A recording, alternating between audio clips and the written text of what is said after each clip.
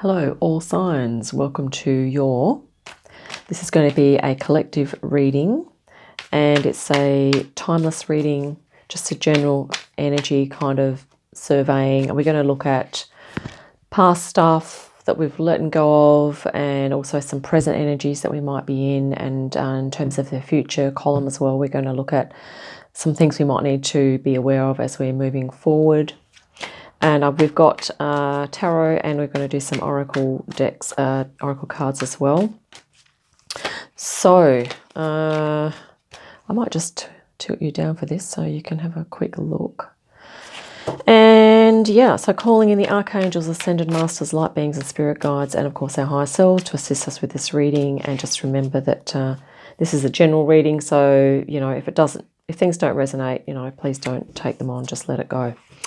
Right, so in our future we have the Knight of Wands, the Sun. I'm not going to read reversals. And we have the Two of Wands. For our present, we have the Ten of Wands, the Ace of Cups, the King of Wands, the Moon in the past, the Queen of Cups, and the Nine of Swords.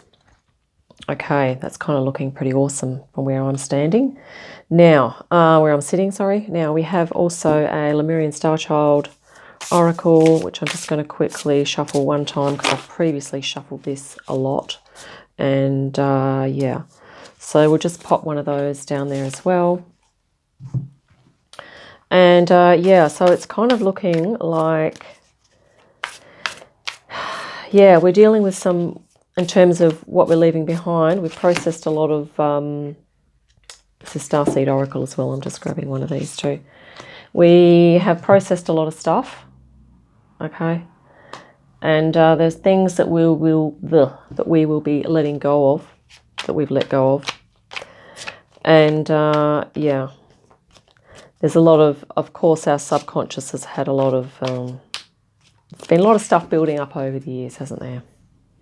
I've also have my Galactic Heritage deck here as well, so I'll also grab a card from there. Now, Queen of Cups. So this is a very introspective energy, and I think what's happening is that rather than us being solitary in this row here, like in the past, we will need to do this a little, like periodically, but I think what we're letting go of is a tendency to be on our own a lot more, because we will be embracing this beautiful, we're going to feel a lot safer and more secure and more inspired to just naturally be ourselves, okay? Whereas this one here is a little bit like, well, we've got to incubate to kind of do some self-care and all that. We will need to do that still, of course, but at the moment I think many of us are going into this sort of awakening energy here, okay? And then of course the future is like, yep, you're just out there doing it completely, full confidence, and just really shining their lights, okay, shining our lights. So this is really nice for the collective. So this could even be different timelines here, couldn't it? I mean, here we have another one of letting go of from the past, letting go of the old worries from the past and all of those thought patterns that were not really helping us, okay? And here we are, sort of, this is more stepping into power, being spiritually activated with the wands, the King of Wands here. So this is, coming into activating your purpose. Okay, and I think many of us are stepping into that now. And then, in the future, it's literally like the world's going to be our oyster. So we're going to be feeling like, like we're young and that we are at the start of something awesome. It's going to be like awakening into a new way of being. We're going to be feeling rejuvenated, I think, with that. This is the Two of Wands. Yeah. So let's look at this other one here. Let me just pull these down for a sec. So apologies for the upside downness of this, but we have the Moon card here. This is in the past energy. And this has obviously been a lot of deep things in the subconscious. Now, there's positives in the subconscious and there's unhelpful things in there, okay? But this is about looking at our shadow, and it's about releasing a lot of stuff from the shadow. So, this could have been characterized like from the past. Just excuse me for a minute. Okay, we're back. So this is the moon. And so we were just talking about the subconscious. So it has, the positive and negative things that we're sort of sifting through. And that, of course, that has been accumulating because of past experiences and all the rest of it. And here we are presently, we're finding that this is a bit of a hard slog. Like, this is getting through some of this stuff, dealing with all of those, unhelpful habits, dealing with our inner resistance, our defense mechanisms, anything that's blocking us from being our authentic, true selves, and especially when it comes to awakening into our spiritual aspect, our inner creativity, and our own our intuition. Because many of us may have been conditioned to believe that we are useless in those areas, or that we're not allowed to explore those areas within ourselves. Okay, so a lot of us have resistance, and but not only that, there's like traumas, and there can be a lot of wounding that we are clearing and healing from, or that we have been healing from, okay, recently. And of course, not just recent, but going back as well. And this has been hard work for us, okay, but there is a top to this summit. Okay, and here we are. This is in the future. We're literally flying. So instead of lugging all these things up the hill, this is going to be a real sense of freedom. This is the Knight of Wands, a sense of freedom and passion. And almost, can you see how this is almost a elevation as we go up the terrain? Now, here we are at the bottom of the valley. We're looking at the stuff here. Here we are walking up the hill, and here we are like at the mountaintops flying through. So it's almost like we're rising in frequency, when we're raising up in our awareness, in our consciousness, and we're even possibly connecting with, other with spirit guides, with the spirit realm here. This is in the future position, and that's another timeline there. So it's looking like subconsciously we're dealing with that, and we've moved through, and we're going to be stepping into a freedom with that. And also our tendency to perhaps shut ourselves away, we're going to feel safer to step out of that and feeling more supported and nurtured, okay, because of the energies and the frequency raising in general. And here we are with Source, okay, feeling much freer. And also, I'm just going to pop in there that this is going to be a unification of our inner child with our adult selves. Okay, so it's going to be really allowing that spontaneity and that high frequency states of joy, bliss, and all that type of thing that we can activate as we become more whole-souled and self-caring, self-nurturing, self-understanding. And of course we can then extend that to others as well. And here, this is the other the little aspect, that we are moving from an anxiety state of feeling really overwhelmed with all of those mental energies and all of the information and data that are coming at us, and of course all of those other issues going on in the world that get communicated to us that just get a bit much, okay, after a while. And then it's almost like here we are stepping in our power, and we are using our discernment here. And this is currently, I think many of us are awakening into our own empowerment and our own ability to discern that we have the ability to shift our focus from all of these worries, okay, and really understanding what things are that we can manage in terms of our thoughts and our beliefs and our values even, and our thinking, even our emotions as well, and how we can better manage them, okay. And here, this is the King of Wands, and there's like a plan here. So this is also looking at the big picture.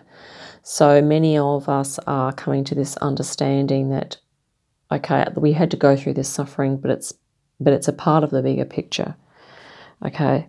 And here we are we're on the top of the castle here, and we are looking, this is also speaking to me of like looking at the intergalactic connections. It's almost an awareness of our connection of, you know, being not just of this third dimension of Gaia, but we have similarities and connections and relationships and connections with other collectives off-world as well, off planet here.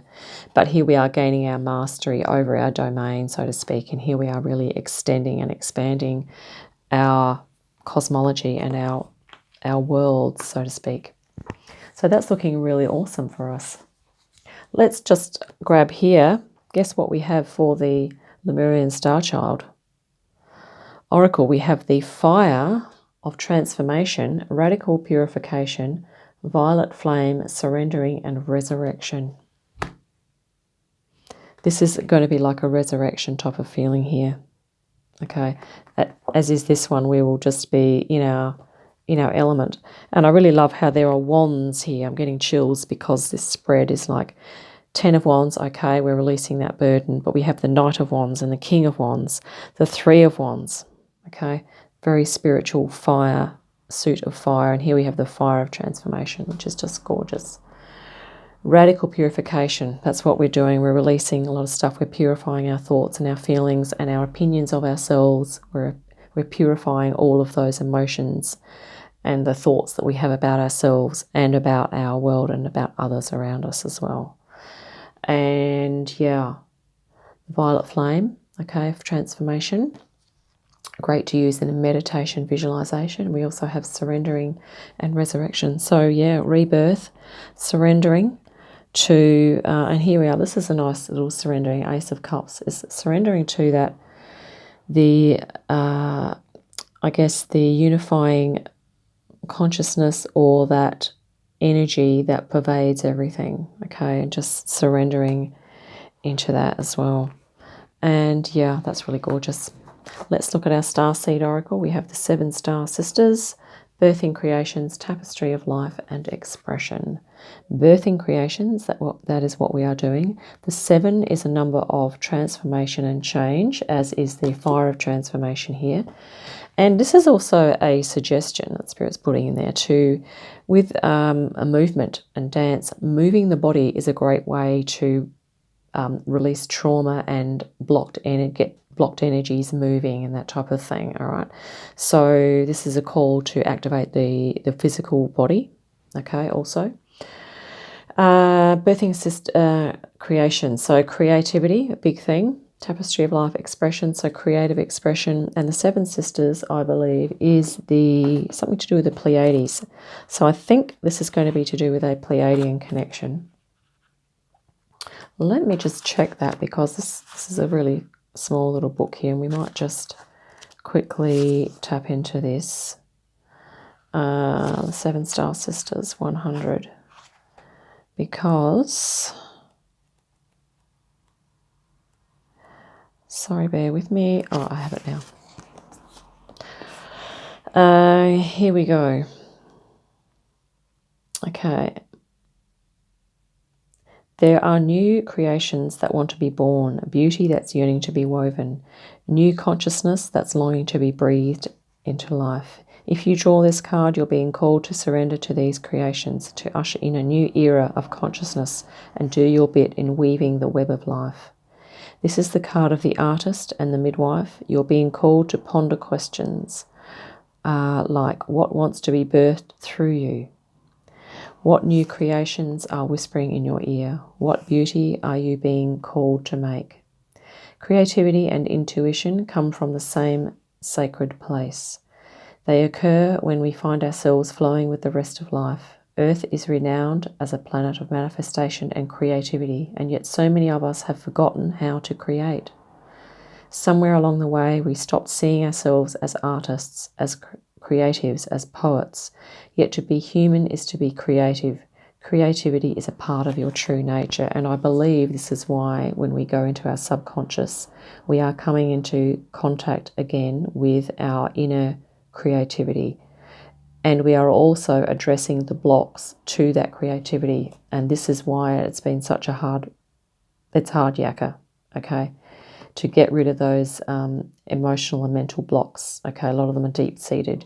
So that is fantastic. Let's just grab here now our galactic. Whoa, Earth, the missing link. Okay, right, and it says past as well. So 49, we're going to find out what the missing link is here. Here we have, and it says, let's read a quick paragraph here for us. The human race has never truly been alone. Since ancient times, our ET forefathers have been working with us, both genetically and spiritually, to nurture our development as a species. Uplifting a younger species is a natural part of galactic civilization. You pull this card because you have a past life connection to these ancient projects between humans and ETs. As you explore this connection, you will find that the so-called missing link is not just a genetic reference, but a spiritual one. What has been missing is an understanding of who we are and our place in a vast galactic community. So, this is, you know, it's like this is like the galactic community here.